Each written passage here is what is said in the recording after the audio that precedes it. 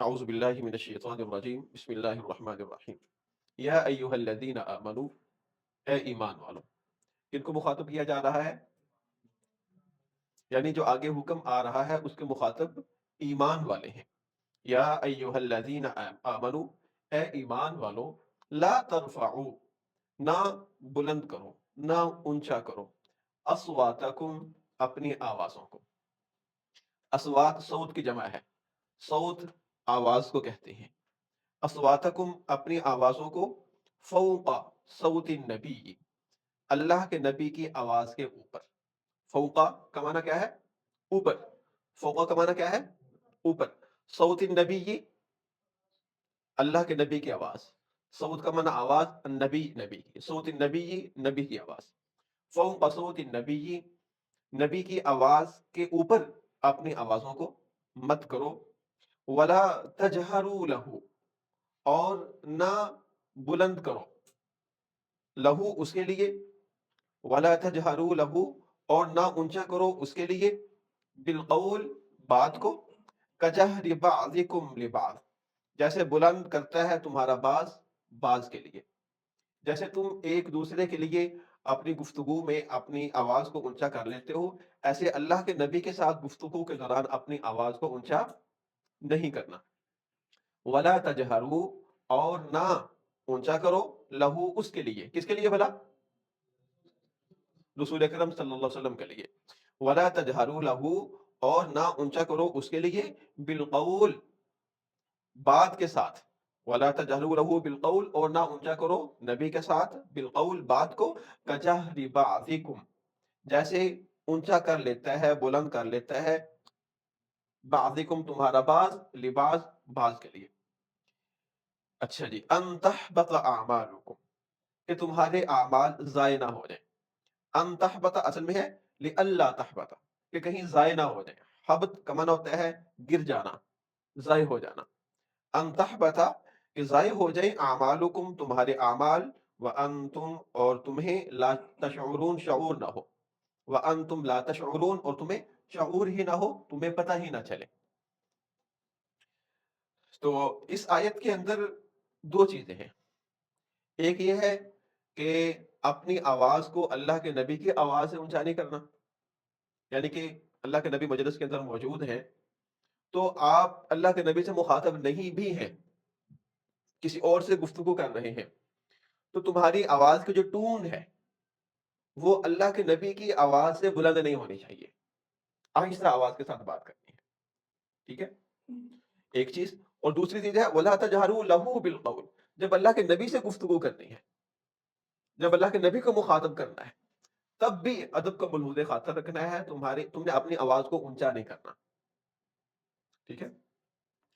تو یہ دو الگ الگ چیزیں ہیں۔ ایک تو یہ ہے کہ جس مجلس میں، جس محفل میں اللہ کے نبی موجود ہوں، وہاں اللہ کے رسول صلی اللہ علیہ وسلم کے ادب کا تقاضا ہے، آپ کی شان کا تقاضا ہے کہ آپ اپنی آواز کو پست رکھیں، اپنی آواز کو اونچا نہ کریں۔ تو یہ جو دین اسلام ہے یہ اخلاق کا دین ہے، اقدار کا دین ہے، ایٹیکیٹس سکھاتا ہے، آداب سکھلاتا ہے۔ تو یہ ادب سکھلایا جا رہا ہے کہ اللہ کے نبی کیونکہ بہت ایک بڑی شان والے ہیں، ایک عظیم ہستی ہیں، تو اللہ کے نبی جب مجلس میں موجود ہو تمہاری آواز اونچی نہیں ہونی چاہیے۔ اس سے ہمیں یہ معلوم ہو رہا ہے، یہ ادب مل رہا ہے کہ اگر کسی بھی مجلس میں کوئی بڑا موجود ہو، کسی بھی مجلس میں کوئی بڑا موجود ہو، کوئی بزرگ موجود ہو، کوئی عالم موجود ہو، یا کوئی علم کے لحاظ سے بڑا ہو یا عمر کے لحاظ سے بڑا ہو، آپ کے والد صاحب گھر میں ہیں یا کوئی اور جو ہے وہ گھر کے اندر موجود ہے، تو ان کے ادب کا تقاضا یہ ہے کہ آپ شور و غبا نہ کریں، بلند آواز سے جو ہے وہ بحث مباحثہ نہ کریں۔ اس آیت کا جو شان نزول بیان کیا جاتا ہے وہ بھی یہی ہے کہ ایک مرتبہ ایک جو ہے وفد اللہ کے نبی کے پاس آیا، بنو تمیم کا، تو ان کا ایک سردار بنانے کا معاملہ تھا۔ اللہ کے نبی نے مشورہ کیا کہ ان کا سردار کسے بنایا جائے، تو حضرت ابوبکر رضی اللہ تعالیٰ عنہ اور حضرت عمر رضی اللہ تعالیٰ عنہ، ان کا رائے کا اختلاف ہوا۔ ابوبکر رضی اللہ تعالیٰ عنہ نے ایک شخص کا نام لیا کہ اسے بنا دیا جائے، تو عمر رضی اللہ تعالیٰ عنہ کی رائے تھی نہیں اسے بنایا جائے۔ تو مطلب ہے کہ رائے کا جو ہے اختلاف کا ہو جانا اتنا مسئلہ نہیں ہوتا، ٹھیک ہے، ہر ایک نے اپنے نقطۂ نظر سے سوچنا ہوتا ہے، لیکن ان کی جو آپس میں گفتگو تھی وہ جب آپس میں بات کر رہے تھے ذرا آواز بلند ہو گئی، تو اس پر اللہ رب العزت نے یہ آیات نازل کی کہ اللہ کے نبی کے مجلس کا تقاضا یہ ہے، آپ کے ادب کا تقاضا یہ ہے کہ آپ کی موجودگی میں اپنی آواز کو اونچا نہ کیا جائے۔ بے شک آپ اللہ کے نبی سے مخاطب نہیں بھی ہیں، آپ آپس میں بات کر رہے ہیں، پھر بھی جس مجلس میں اللہ کے نبی موجود ہو وہاں پر آپ کی آواز جو ہے وہ بلند نہیں ہونی چاہیے۔ تو یہی جو اصول ہے، اب اللہ کے نبی موجود نہیں ہے تو جس مجلس کے اندر اللہ کے نبی صلی اللہ علیہ وسلم کی احادیث سنائی جا رہی ہوں، جس مجلس میں اللہ کے نبی کی باتیں بیان کی جا رہی ہوں، اس مجلس کا تقاضا بھی یہ ہے کہ کوئی شخص آپس میں گفتگو کرتے ہوئے اپنی آواز کو بلند نہ کرے، ٹھیک ہے؟ جس مجلس میں اللہ کے نبی موجود نہیں ہے لیکن وہاں اللہ کے نبی کی باتیں کی جا رہی ہیں، آپ کے احکام بیان کیے جا رہے ہیں، آپ کے اقوال بیان کیے جا رہے ہیں، آپ کے احادیث بیان کی جا رہی ہیں، تو اگر وہاں پر کوئی شخص یا اونچی آواز سے اپنی آواز کو بلند کرنے کی کوشش کر رہا ہے تو اس کا مطلب یہ ہے کہ وہ اللہ کے نبی کی جو احادیث ہیں، آپ کی باتیں ہیں، ان کو اتنی اہمیت نہیں دے رہا، ٹھیک ہے؟ ہمارے ہاں یہ ایک غلط ٹرینڈ بن گیا ہے کہ اونچی آواز سے بات کرنا اور بولڈ انداز سے بولنا، اس کو خود اعتمادی کی علامت سمجھا جانے لگا ہے، حالانکہ ایسا نہیں ہے۔ خود اعتمادی کا مطلب نہیں ہے کہ جو آپ کا مخاطب ہے آپ اس کو کسی خاطر میں نہ لائیں،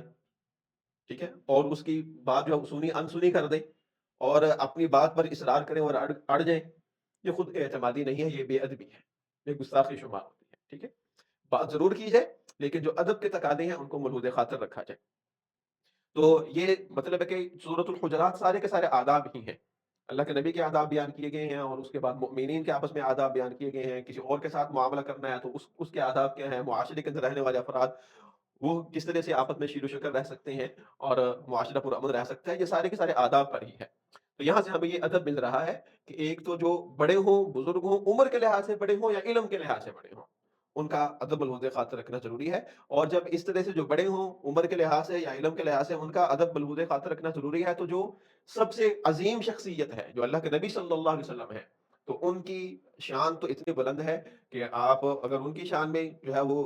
بلند اپنی آواز کو بلند کرتے ہیں تو خطرہ ہے کہ انسان کے سارے اعمال ہی ضائع نہ ہو جائیں۔ تو پھر دیکھیے، یا ایھا الذین آمنو، اے ایمان والو، لا ترفعوا اصواتکم، نہ بلند کرو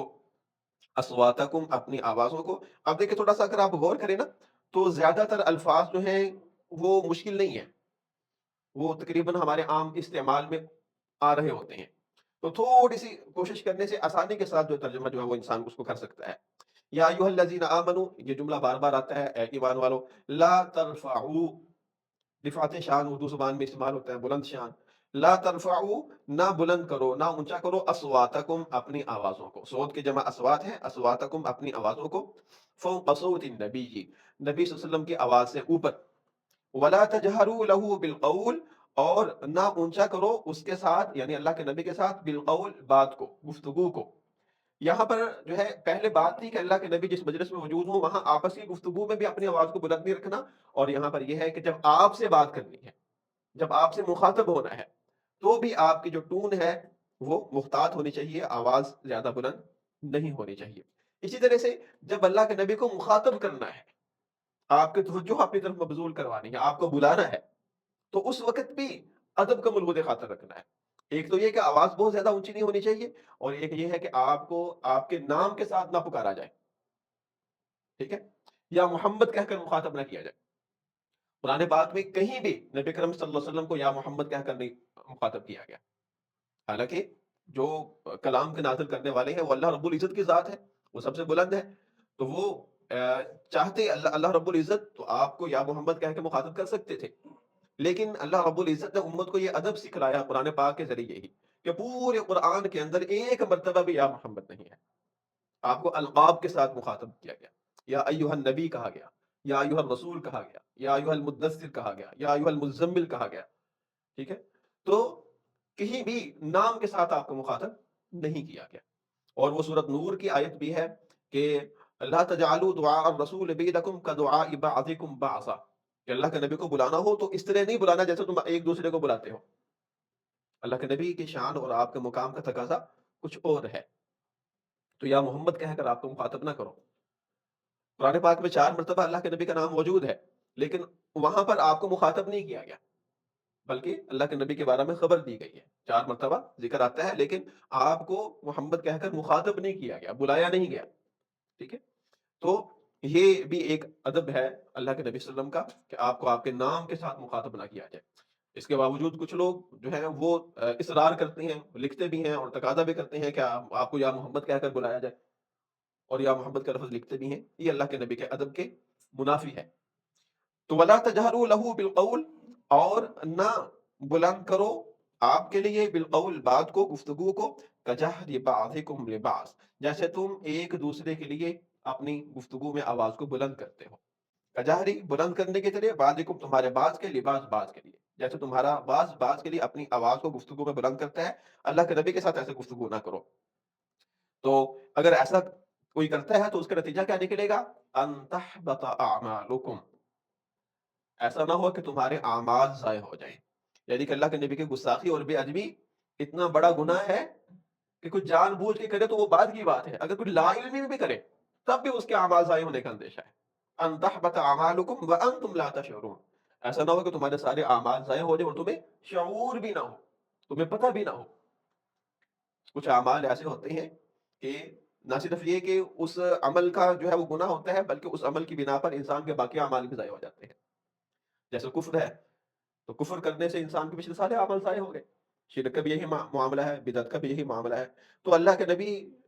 کی بارگاہ میں اپنی آواز کو بلند کرنا، اس کو کوئی معمولی بات نہ سمجھا جائے، انسان کو پتہ ہو یا نہ ہو، اس عمل کی بنا پر انسان کے اعمال سارے کے سارے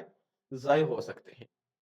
تو اللہ کے رسول صلی اللہ علیہ وسلم کی ایک حدیث بھی ہے کہ بعض اوقات انسان ایسی بات اپنی زبان سے نکال دیتا ہے، لا یلقی لہا بالا، اس کو اتنی اس لفظ کی، اس کلمہ کی، اس بات کی اتنی پرواہ نہیں ہوتی کہ میں کیا کہہ رہا ہوں۔ بعض اوقات وہ ایسا اچھا کلمہ ہوتا ہے کہ اللہ رب العزت اس بات کی بنا پر اس کے درجات کو بلند کر دیتے ہیں، اور بعض اوقات انسان اپنی زبان سے ایسی بات نکال دیتا ہے لا یلقی لہا بالا، اور اس کو اس کی پرواہ نہیں ہوتی، یہوی بہا فی جہنم 70 خریفہ، وہ اس ایک کلمہ اور اس ایک بات کی بنا پر جہنم کے گڑھے میں گرتا چلا جاتا ہے۔ ٹھیک ہے، تو اس لیے انسان کو اپنی زبان کو بڑا محتاط ہو کر استعمال کرنا چاہیے۔ تو یہ بھی احتیاط کا ایک مقام ہے کہ اللہ کے نبی کا جب نام لینا ہے تو اس میں آپ کے القاب کے ساتھ اور اپنی آواز کو اونچا نہیں کرنا، اس مجلس میں جس مجلس میں اللہ کے نبی کی باتیں ہو رہی ہوں، اور ادب کے تقاضوں کو بالخود خاطر رکھنا ہے۔ ان تحبط اعمالکم، ایسا نہ ہو کہ تمہارے اعمال ضائع ہو جائیں، وانتم لا تشعرون، اور تمہیں اس کا شعور بھی نہ ہو۔ لے جی اس ایک آیت کو آپ پڑھ لیں، اس کی جو عربی ہے الفاظ ہیں ان کو بھی ادا کریں اور ترجمہ بھی دیکھیں۔ یہ میں بتانا بھول گیا کہ جس مجلس میں اللہ کے نبی کی باتیں ہو رہی ہیں اس کے ادب کا تقاضا بھی ہے، اور اسی طرح سے مسجد نبوی کا کے ادب کا تقاضا بھی یہ ہے کہ یہاں پر بھی بلند آواز سے ایک دوسرے کو نہ بلایا جائے، کہ آپ ایک جگہ پر موجود ہے، آپ کا ساتھی دور ہے تو آپ اس کو اونچی آواز اس کو بلاتے ہیں، یہ ادب کے منافی ہے۔ ٹھیک ہے، تو وہاں پر مسجد نبوی میں جو ہے وہ اللہ کے نبی کے ادب کا تقاضا ہے کہ اپنی آواز کو پست رکھا جائے، اونچا نہ کیا جائے۔ اللہ کے نبی کے دور میں آپ کی مجلس کا ظاہر تقاضا بہت زیادہ تھا، وہاں پر تو اگر کوئی نہ جانتے ہوئے بھی اونچی آواز سے بولتا تو اس کے بارے میں یہ خدشہ تھا، جیسا کہ میں نے شاید پہلے بھی بیان کیا تھا کہ ایک صحابی ہیں، کیا نام تھا ان کا، غالباً ثابت بن قیس یا قیس بن ثابت، تو وہ گھر بیٹھ گئے، وہ آتے ہی نہیں تھے مسجد میں جب یہ آیات نازل ہوئیں۔ تو اللہ کے نبی نے پوچھا بھی کہاں ہے وہ، تو پھر انہوں نے بتایا کہ میری تو آواز ویسے ہی بلند ہے، تو مجھے خطرہ ہے کہ میرے اعمال سارے ضائع نہ ہو گئے ہوں۔ ٹھیک ہے، اب ان کے ذہن میں کوئی ایسی بات نہیں تھی گستاخی والی، لیکن اس کے باوجود انہوں نے اتنی احتیاط کی ہے۔ ٹھیک ہے، تو اسی طرح سے جو ہے وہ روزہ رسول پر بھی اگر کوئی جان بوجھ کر ایسا کرتا ہے اور بے ادبی اور گستاخی کا اس کے اندر ہے اس طرح کی چیز، پھر تو لازماً اس کے ضائع ہو جائیں گے۔ اور اگر جو ہے وہ جان بوجھ کر نہیں کر رہا، لا علمی میں کر رہا ہے، جہالت میں کر رہا ہے، اس کو ادب کا تقاضوں کا پتہ ہی نہیں ہے، تو پھر اس کا اللہ کے ساتھ معاملہ ہے کیا، اس کے ساتھ اللہ تعالیٰ معاملہ کرتے ہیں۔ احتیاط جو ہے وہ ضروری ہے۔ بكت عيني على ذنبي وما